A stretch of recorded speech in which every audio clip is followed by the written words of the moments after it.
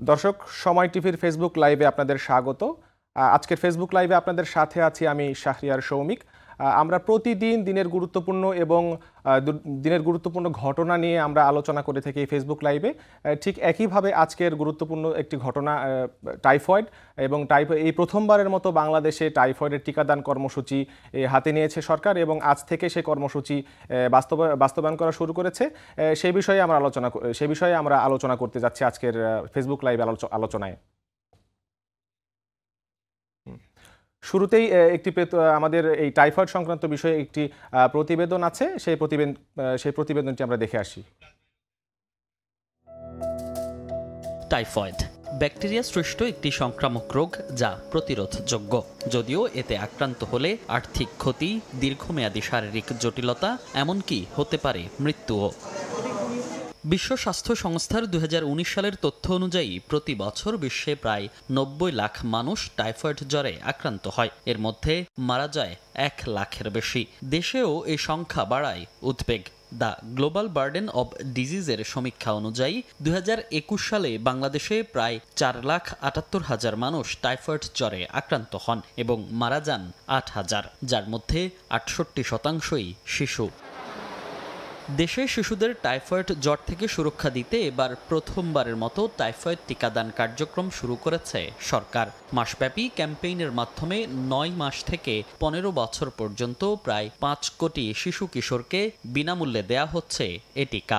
এই ভ্যাকসিনটি ব্যবহারের মাধ্যমে বাংলাদেশের মানুষকে টাইফয়েড থেকে মুক্ত করা, টাইফয়েডের বার্ডেন কমানো এবং অ্যান্টিমাইক্রোবিয়াল রেজিস্ট্যান্স কমানো এবং সব মিলিয়ে সামগ্রিকভাবে মানুষের উৎপাদন সক্ষমতা, তাদের সুস্বাস্থ্য এটা নিশ্চিত করার ক্ষেত্রে এটা একটা মাইলস্টোন। চিকিৎসকরা বলছেন শতভাগ নিরাপদ এ টিকা অনুমোদিত বিশ্ব স্বাস্থ্য সংস্থা থেকেই। টিকা দেওয়ার পর ন্যূনতম পার্শ্ব প্রতিক্রিয়া ছাড়া নেই কোনো শঙ্কা। গবেষণায় বলে তো নিরাপদ অন্যান্য টিকার মতোই। এখানে আমাদের এটা নিয়ে আলাদা করে চিন্তা করার কোনো দরকার নেই। অন্য টিকা যে গার্জিয়ানরা দিচ্ছেন বাচ্চাদের, ওই টিকাগুলো যেরকম নিরাপদ, এটাও সে একই রকম নিরাপদ। একটা টিকা নিলে যেখানে টিকা দেওয়া হয়, টিকার জন্য একটু ব্যথা হতে পারে, ব্যথা হলে একটু জ্বর আসতে পারে, তাছাড়া আর কোনো সিরিয়াস পর্যায়ের কোনো সাইড ইফেক্ট সাধারণত নাই। আমি বিশেষ করে যারা আজ থেকে টিকা নিবে তাদেরকে আশ্বস্ত করব, টাইফয়েড ক্যাম্পেইনের ভিতরে আপনি টিকা দেন এবং আপনার বাচ্চাকে টাইফয়েড মুক্ত করুন। টিকার কার্যকারিতা বিবেচনা করে এই কার্যক্রম পরের বছরগুলোতেও চালু রাখার পরামর্শ বিশেষজ্ঞদের।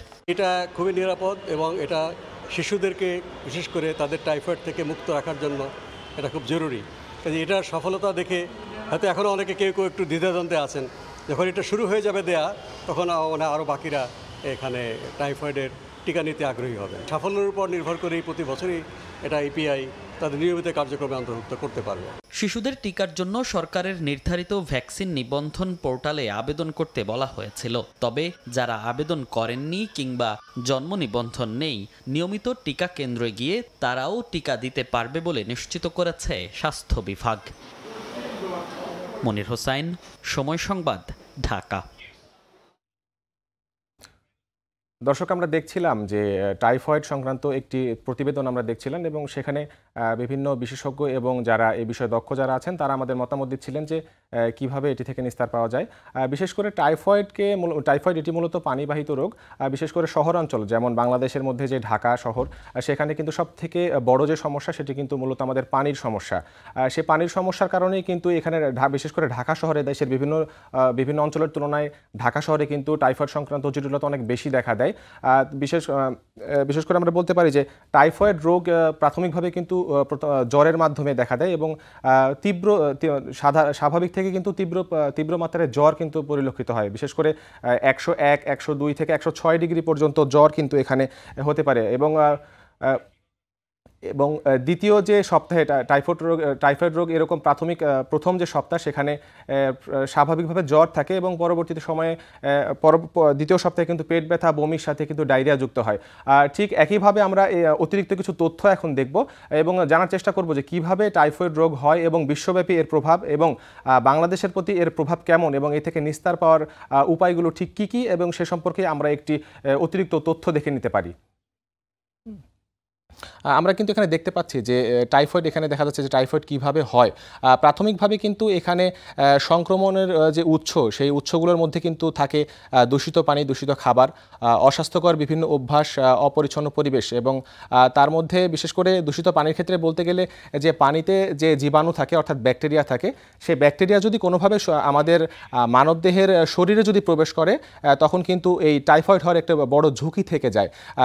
আবার দূষিত খাবার, টাইফয়েড আক্রান্ত যেই রোগীরা থাকেন তাদের রোগীর যে মলমূত্র থাকে, সেই মলমূত্র যদি কোনোভাবে পরিবেশগত বিভিন্ন দিকের মাধ্যমে যদি কোনোভাবে খাবারের সাথে মিশে যায় এবং সেটি যদি কোনো সুস্থ মানুষের শরীরে যদি প্রবেশ করে, তবে কিন্তু সেই স্বাভাবিক মানুষেরও কিন্তু টাইফয়েডের যে ব্যাকটেরিয়া অর্থাৎ স্যালমোনেলা টাইফি যে ব্যাকটেরিয়া, সেই ব্যাকটেরিয়া দ্বারা কিন্তু আক্রান্ত হওয়ার সম্ভাবনা থাকে। এবং পরবর্তীতে কিন্তু আমরা দেখতে পাই যে বিভিন্ন সময় যে নর্দমা বা পয়ঃবর্জ্য, অর্থাৎ বিভিন্ন সময় যে ড্রেনেজ সিস্টেম অথবা নদীর দূষণ, বিভিন্ন দূষণের কারণে যে পানি সেগুলো যে পানির সংস্পর্শে আসে, সেখান থেকে কিন্তু অপরিচ্ছন্ন পরিবেশ সৃষ্টি হয় এবং সেই পরিবেশ থেকে কিন্তু আমাদের বিভিন্ন সময় পানি দূষণ হয় এবং সেখান থেকে টাইফয়েড হতে পারে। এবং আমরা পরবর্তীতে আরও কিছু তথ্য দেখে আসতে পারি কিভাবে এখানকার টাইফয়েড প্রতিরোধের ব্যবস্থা করা যায়। সেক্ষেত্রে কিন্তু এগুলো আমাদের বিশেষজ্ঞদের মতে কিন্তু এখানে স্বাস্থ্যবিধি, নিরাপদ পানি, স্যানিটেশন, টিকাদান পদ্ধতি, বিভিন্ন ধরনের পদ্ধতি কিন্তু এখানে কিন্তু আছেন, এবং এগুলো যদি ঠিকভাবে মানা হয়, অর্থাৎ খাবারের আগে হাত ধোয়া, পরিষ্কার পরিচ্ছন্নভাবে রান্নাবান্না করা, এবং রান্নার খাবারের যে অপরিচ্ছন্নতা সেগুলো পরিহার করা, এবং পানি খাওয়ার ক্ষেত্রে অবশ্যই ফোটানো এবং ফিল্টার যে পানি পান করার যে নিশ্চয়তা, সেটি অবশ্যই নিশ্চিত করতে বলছেন আমাদের যারা স্বাস্থ্যকর্মী যারা আছেন। এবং বিশেষ করে আমাদের জীবনের সাথে সবথেকে গুরুত্বপূর্ণ যে বিষয় যেটি আছে সেটি হচ্ছে পয় নিষ্কাশন ব্যবস্থা, অর্থাৎ আমরা যে টয়লেট ব্যবহার করি, সেই টয়লেটের ব্যবস্থাপনা যদি সঠিকভাবে আমরা করতে পারি, সেক্ষেত্রে অনেকাংশেই কিন্তু টাইফয়েডের যে মাত্রা, সেটি কিন্তু অনেকাংশে আক্রান্তের মাত্রা অনেকাংশেই কমিয়ে আনা সম্ভব। এছাড়া যে ভ্যাকসিনের যে বিষয়টি আছে, দীর্ঘমেয়াদী সুরক্ষার জন্য কিন্তু আমাদের যে ভ্যাকসিনের ব্যবস্থা আছে, বিশেষ করে আজকে যেটি চালু হয়েছে, এই বিষয়ে আমরা পরবর্তীতে আলোচনা করব, সেটিও কিন্তু হতে পারে। আরও কিছু তথ্য আমরা দেখে আসতে পারি যে আমাদের বিশ্বে টাইফয়েডের যে ভয়াবহতা, এটি সম্পর্কে যদি আমরা আলোচনা করতে যাই, তবে দেখা যাচ্ছে যে প্রতি বছর কিন্তু সারা বিশ্বে 90 লক্ষ থেকে প্রায় 1 কোটির অধিক মানুষ কিন্তু টাইফয়েডে আক্রান্ত হচ্ছেন, এবং তার মধ্যে মৃতের সংখ্যা কিন্তু প্রায় 1 থেকে 1.5 লাখ পর্যন্ত। এবং সব থেকে ঝুঁকিপূর্ণ অবস্থায় যারা থাকেন তারা হচ্ছে 5 বছরের শিশুরা, এবং সব থেকে বেশি টাইফয়েড যে অঞ্চলে হানা দেয় সেই এলাকাটা হচ্ছে দক্ষিণ এশিয়া এবং সাব সাহারান আফ্রিকা। অর্থাৎ আমাদের দেশেও কিন্তু এই ঝুঁকির মধ্যে রয়েছে, এবং আমাদের দেশে বহির্বিশ্বের মতো কিন্তু টাইফয়েডের যে ঝুঁকি, আমাদের দেশেও সাধারণ যারা প্রাপ্তবয়স্ক মানুষ রয়েছেন তাদের থেকে কিন্তু যারা শিশু, তাদের টাইফয়েডে আক্রান্ত হওয়ার ঝুঁকি কিন্তু সব থেকে বেশি থাকে। বিশেষ করে যারা 5 বছরের কম বয়সী যারা শিশু থাকেন, অর্থাৎ যারা সদ্য ভূমিষ্ঠ হয়েছেন অথবা জন্মগ্রহণ করেছেন, এরকম শিশুর ক্ষেত্রে কিন্তু টাইফয়েডে আক্রান্ত হওয়ার ঝুঁকি কিন্তু সবচেয়ে বেশি। এবং আমরা এবার সব থেকে গুরুত্বপূর্ণ যে বিষয়টা, সেটা হচ্ছে বাংলাদেশের প্রেক্ষাপট। আমরা সেই বিষয়ে যদি দেখতে যাই, তাহলে আমাদের বলতে হয় যে টাইফয়েড আমাদের বাংলাদেশে যে শিশু মৃত্যু ঘটে, শিশু মৃত্যুর কিন্তু অন্যতম প্রধান কারণ কিন্তু টাইফয়েডে আক্রান্ত হয়ে শিশু মৃত্যু হওয়া। বিশেষ করে দূষিত পানি, অপর্যাপ্ত স্যানিটেশন এবং বিশেষ করে জনসংখ্যার যে ঘনত্ব, সেই জনসংখ্যার ঘনত্বও কিন্তু আমাদের টাইফয়েডে আক্রান্ত হওয়ার কারণ। এবং এটির সমাধান হিসেবে বিশেষজ্ঞরা বলছেন যে সচেতনতা